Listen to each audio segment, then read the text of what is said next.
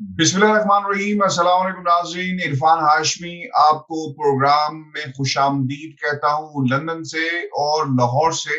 आज मेरी रिक्वेस्ट के ऊपर अजहर सदीक साहब हमें ज्वाइन कर रहे हैं। सर अस्सलाम वालेकुम। वालेकुम अस्सलाम। किसी बड़े मार्के की तैयारी है? बड़ा मार्का पंजाब का है और अजहर साहब ये मार्का इसलिए इम्पोर्टेंट हो गया है कि अब हुकूमत किसने बनानी है पंजाब के अंदर, उसका इम्पैक्ट पाकिस्तान की वफाक के ऊपर पड़ेगा।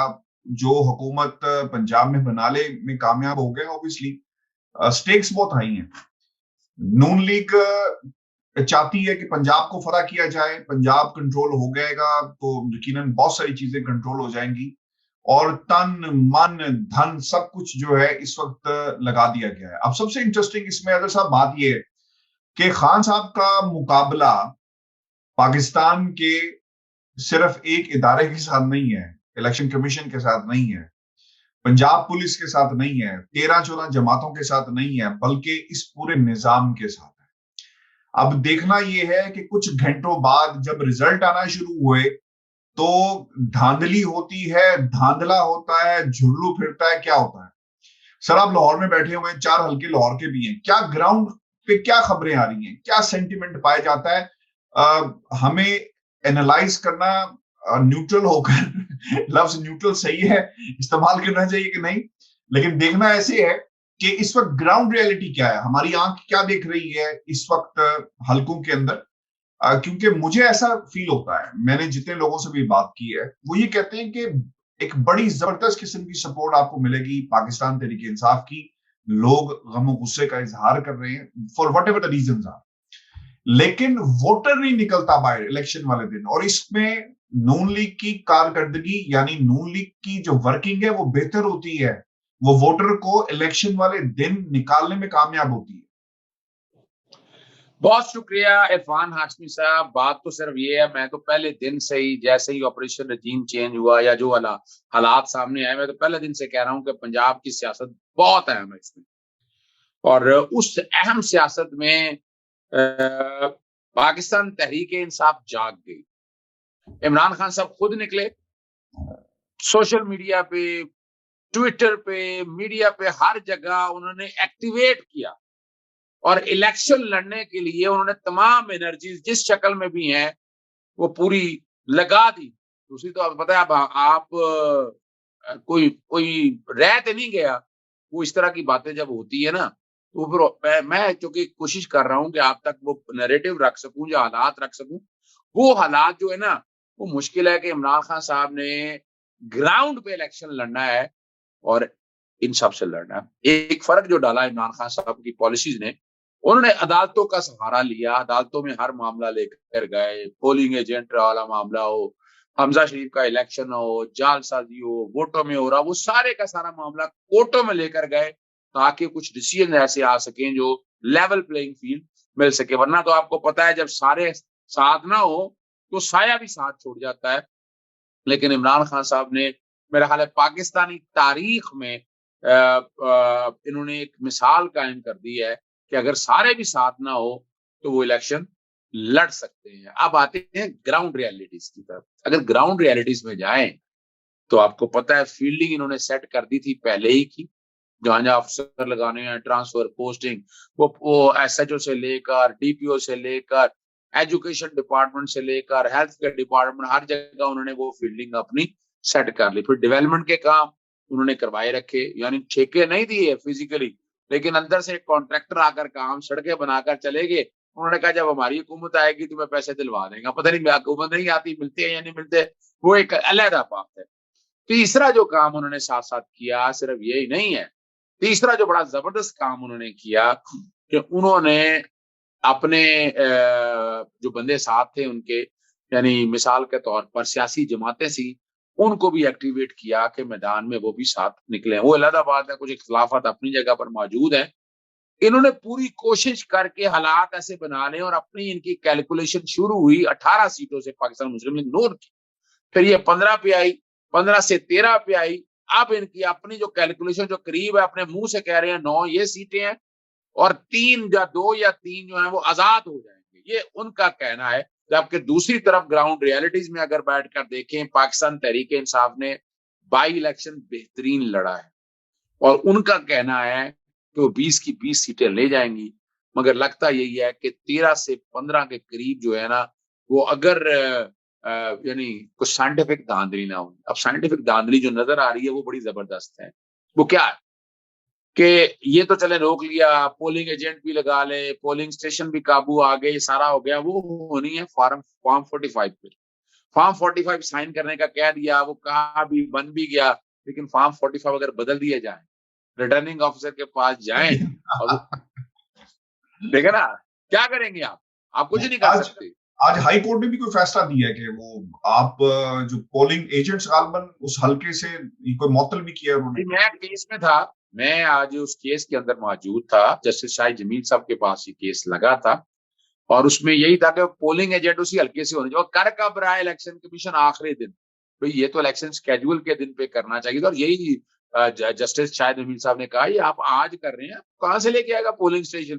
پولنگ ایجنٹ کہاں سے لے کر آئے گا اگر آج اسے ارینج کرنے کا اس نے پہلے مینج کوئی دوسرے کیے تو ناممکن سی بات ہوگی. اور یہ بھی سارا آپ جب تک قانون میں ترمیم نہیں کرتے، کوئی رولز نہیں بناتے، تب تک آپ یہ کر نہیں سکتے ہیں. اور یہ بھی جیسے بتایا نا کہ الیکشن جو ہے نا پاکستان تحریک انصاف کوٹوں میں آیا ہے، ورنہ ریلیف اگر کوٹوں میں یہ نہ آتا تو اس طرح کے کوئی ریلیف انہیں ملنے نہیں تھے.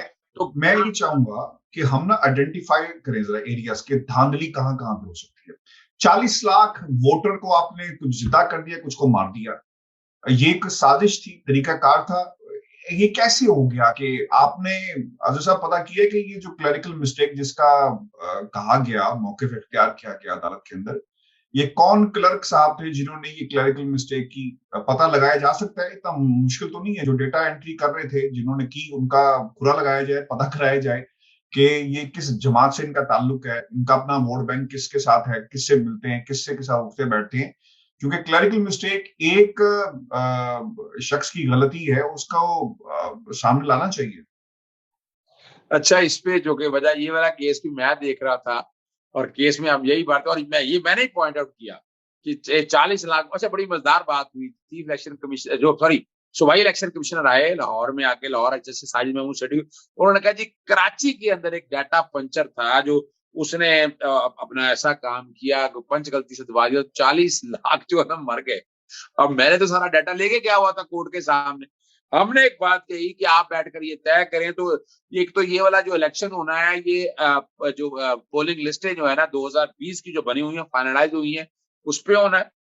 اور اس میں جو ترامیم کی گئی ہیں، یعنی کچھ ترامیم کی گئی ہیں 25 مئی وہ دن ہے کہ جس دن الیکشن کا سکیجول اعلان ہو گیا ہے. تو اس دن تک جو سیٹیں ہوں گی اس کے اوپر بیٹھ کر یہ اعلان ہوگا اور اس میں یہ ساری چیزیں جو ہے نا سامنے رکھا جائے گا.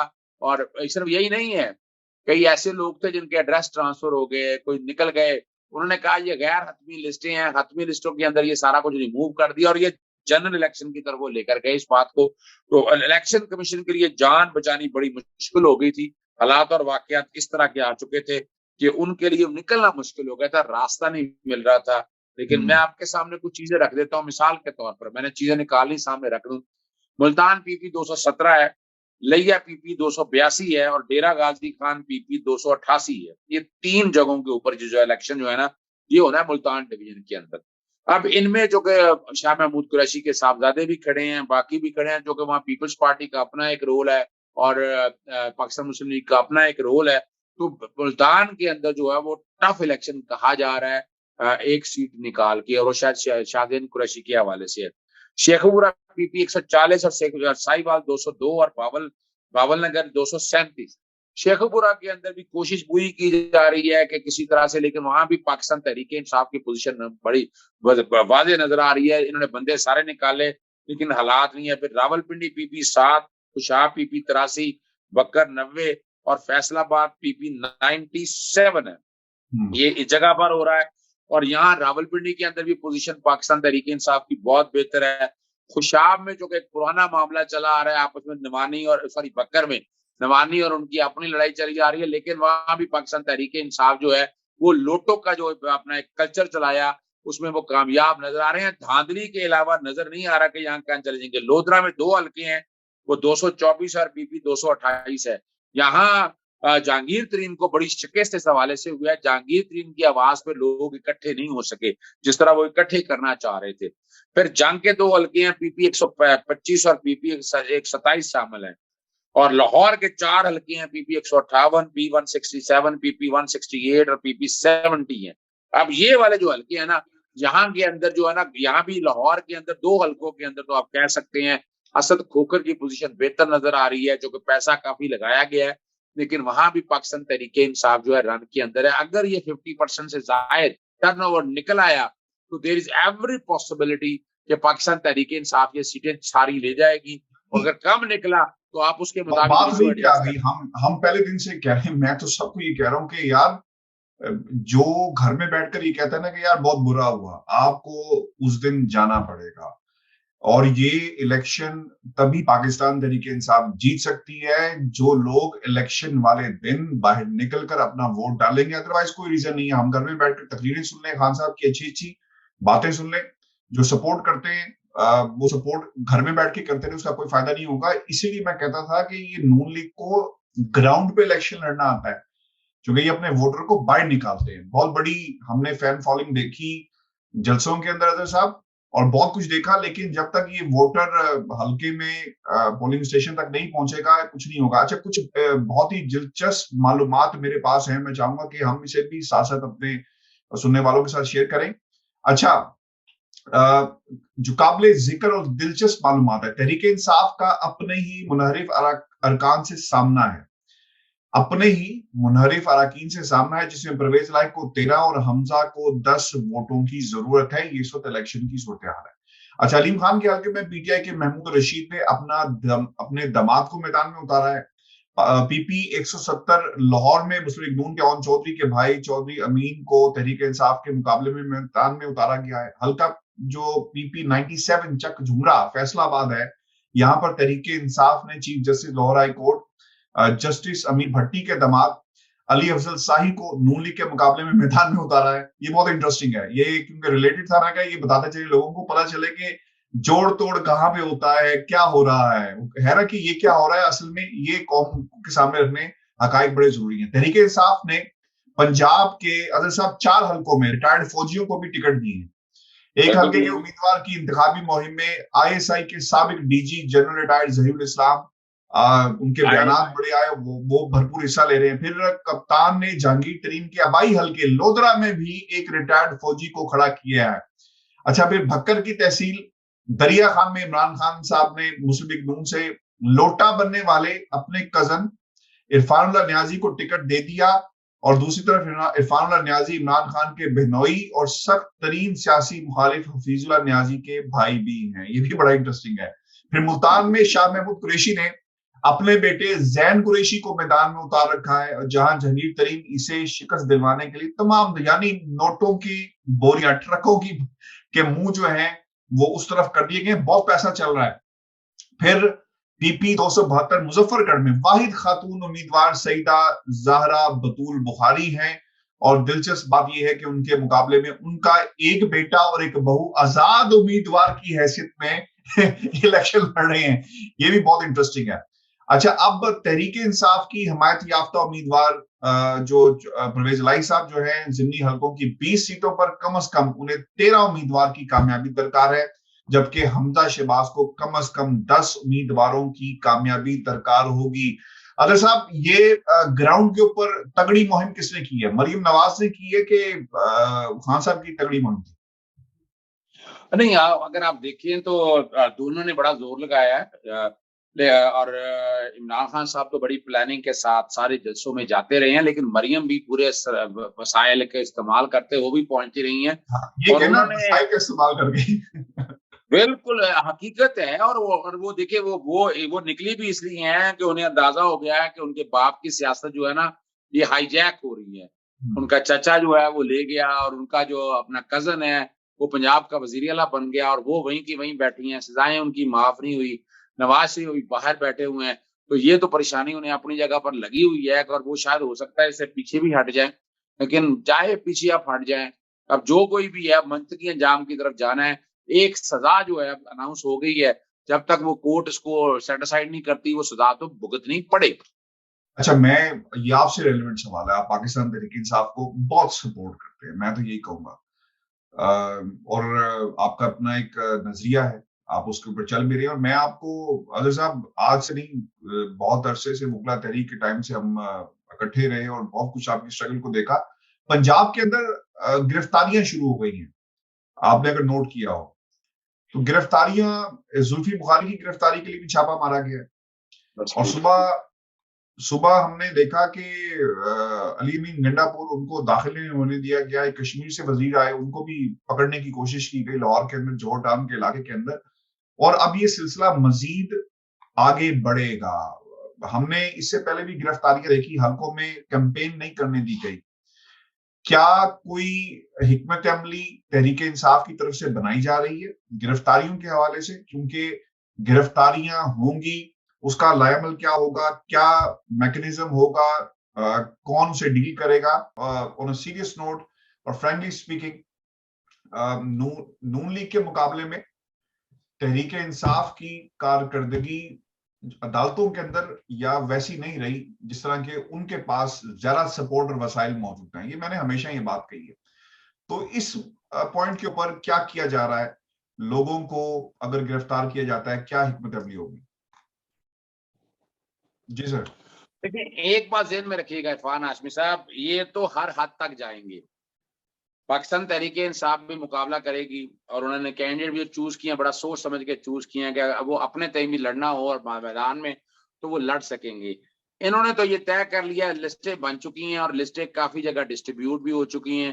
ہر ایریا میں ایکٹیوسٹ اٹھا لیے جائیں گے جنہوں نے احتجاج کرنا ہے, جنہوں نے کسی نہ کسی بہانے سے, حالانکہ یہ لاہور ہائی کورٹ کے, سپریم کورٹ کے احکامات کی خلاف ورزی ہوگی, لیکن الیکشن سے پہلے اٹھا لیں گے. اگلے دن چھٹی ہے, کورٹوں میں کہاں بھاگتے رہیں گے, بڑا مشکل ہو جانا ہے.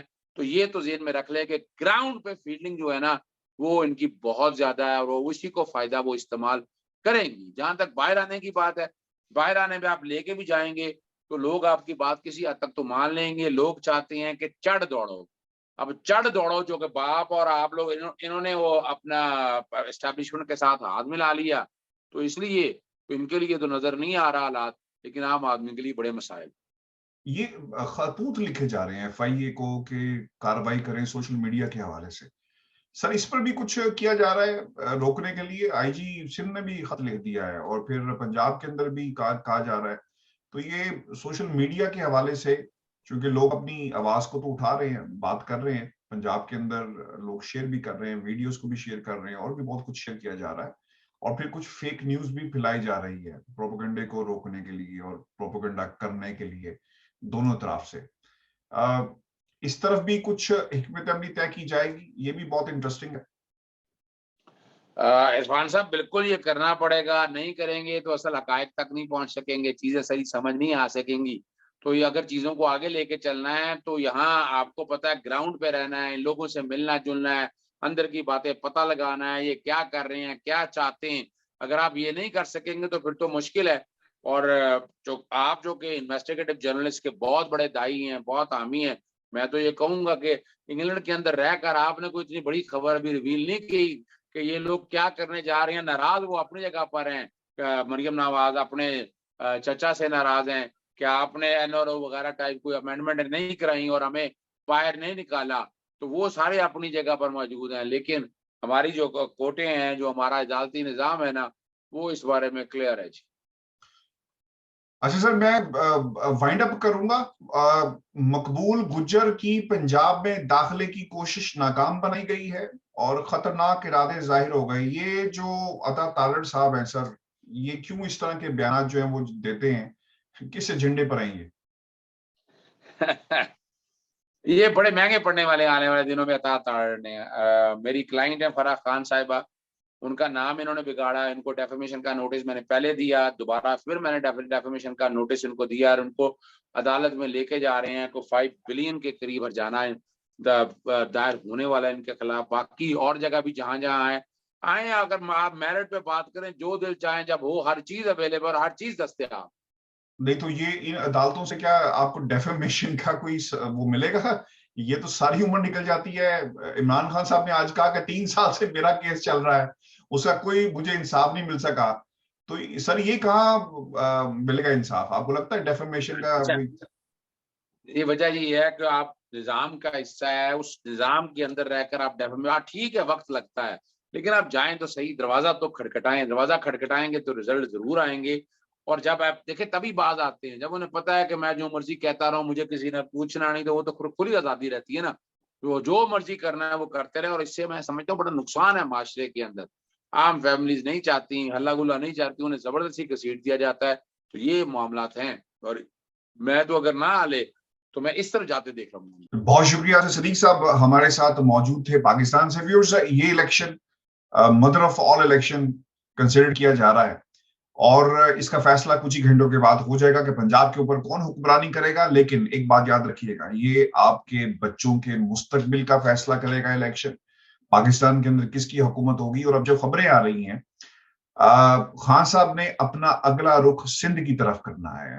آصف علی زرداری صاحب کی بڑی خواہش تھی کہ وہ پنجاب کو فتح کر سکیں، لیکن ایک پراکسی شکل میں کسی حد تک وہ اس میں کامیاب بھی ہو گئے. اگر نون لیگ کی حکومت یہاں پر آ گئی تو پھر سیٹ سیٹلمنٹ ایڈجسٹمنٹ جو ہے کی بات کی جائے گی آئندہ انتخابات کے اندر. لیکن خان صاحب کا اگلا پڑاؤ سندھ میں ہوگا، ضمنی انتخابات، اور اوبیسلی خطرے کی گھنٹی انہوں نے وہاں پہ بھی بجا دی ہے. اور اب یہ الیکشن یقیناً بہت سارے لوگوں کا امتحان ہے. شیخ رشید صاحب نے ایک پیغام جاری کیا جس میں وہ کہتے ہیں کہ اسٹیبلشمنٹ دور رہے اس الیکشن سے، کیونکہ اگر آج آپ نے عمران خان کی تقریر سنی ہو تو وہ پوری قوم کو ایک نقطے پر لے کر آ رہے ہیں کہ اس ملک کے اندر جس طرح کی انوالومنٹ مسٹر ایکس اور مسٹر وائی کی طرف سے کی گئی، جس طرح کی انوالومنٹ اداروں کی طرف سے کی جا رہی ہے، مشینری جو حکومتی ہے اس کی طرف سے کی جا رہی ہے، اگر دھاندلی ہوئی تو اس سے ہمارے بچوں کا مستقبل اس پر اثر پڑے گا.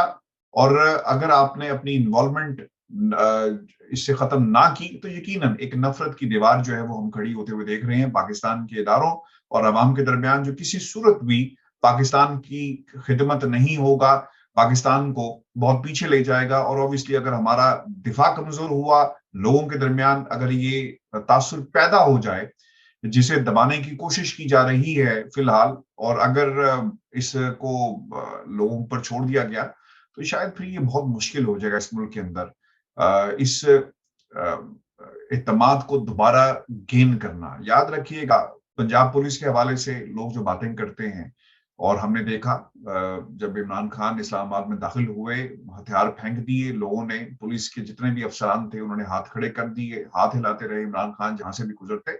تو ایک تاثر یہ عام ہو گیا کہ پنجاب پولیس کے بس کی بات نہیں ہے، اس لیے رینجرز کو کال کیا گیا. اور اگر یہ تاثر فوج کے اندر سے باہر آ گیا تو پھر یقیناً ملک کا دفاع کمزور ہو جائے گا، جو کسی صورت بھی کسی کو بھی قابل قبول نہیں ہونا چاہیے. یہ ہمارا آج کا شو تھا. اپنے کمنٹس بھیجیے گا، اور میں اب کوشش کروں گا کہ مسلسل آپ کو اگلے ہر 2-3 گھنٹے بعد میں آپ کو اپڈیٹ کروں کہ اس وقت الیکشن میں کیا ہو رہا ہے. اجازت دیجیے.